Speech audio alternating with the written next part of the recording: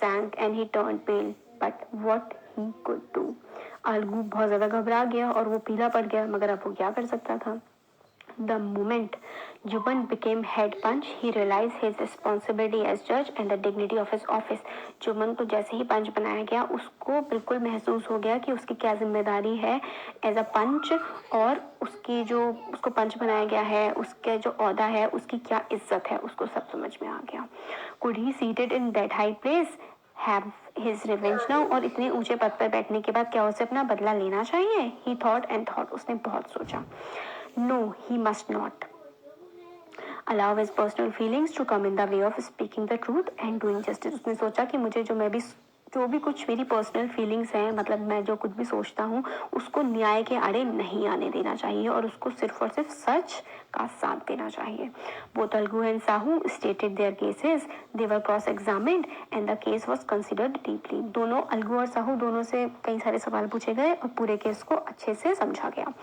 Then Jumal stood up and announced, It is our opinion that Sahu should pay Algu the price of the bullock. तो जम्मून खड़ा होता है और बोलता है कि हमारे विचार में साहू को जो बुलक थी उसके पैसे देने चाहिए अलगू को. When Sahu bought the bullock, it suffered no disability or disease. जब साहू ने उसको खरीदा था बुलक को, तब उसको कोई बीमारी नहीं थी. The death of the bullock was unfortunate, but Algu cannot be blamed for it. जो बुलक मरा है वो बहुत ही दुर्भाग्यपूर्ण है. Unfortunate का मतलब होता है दुर्भाग्यपूर्ण, मगर अलगू की इसमें कोई भी गलती नहीं है.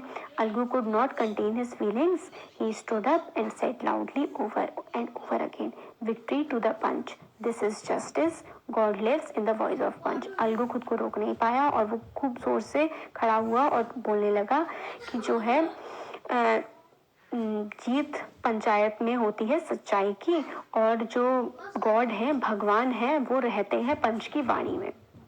Soon after, Jumman came to Algu, embraced him and said, "Since the last panchayat, I had become your enemy." फिर उसके बाद जैसे ही पंचायत खत्म होती है, जुम्मन आता है अलगू के पास और उससे गले लगाता है. एम्ब्रेस का मतलब होता है गले लगाना. वो कहता है, पिछली पंचायत से हम दोनों दुश्मन बन गए थे. Today I realized what it meant to be a punch. आज मैंने जाना कि पंच होना क्या होता है. A punch has no friend nor enemy. He knows only justice. पंच का ना ही कोई दोस्त होता है, ना ही कोई दुश्मन होता है. उसको जो दिखता है वो दिखता है सिर्फ और सिर्फ न्याय. जस्टिस का मतलब होता है न्याय, सबके साथ सही करना.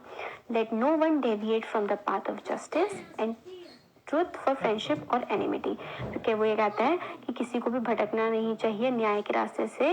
सच्चाई और दोस्ती हो या दुश्मनी हो, चाहे कुछ भी हो, मगर हमें सच्चाई के रास्ते से कभी भी नहीं भटकना चाहिए. Algu embraced his friend and wept and his tears washed away all the dirt of misunderstanding between them. Algu ने अपने दोस्त को गले लगाया और उनके बीच में जितनी भी गलतफहमियां थी वो उनके आंसू के साथ धुल गई. तो आपको कैसा लगा? आप कमेंट सेक्शन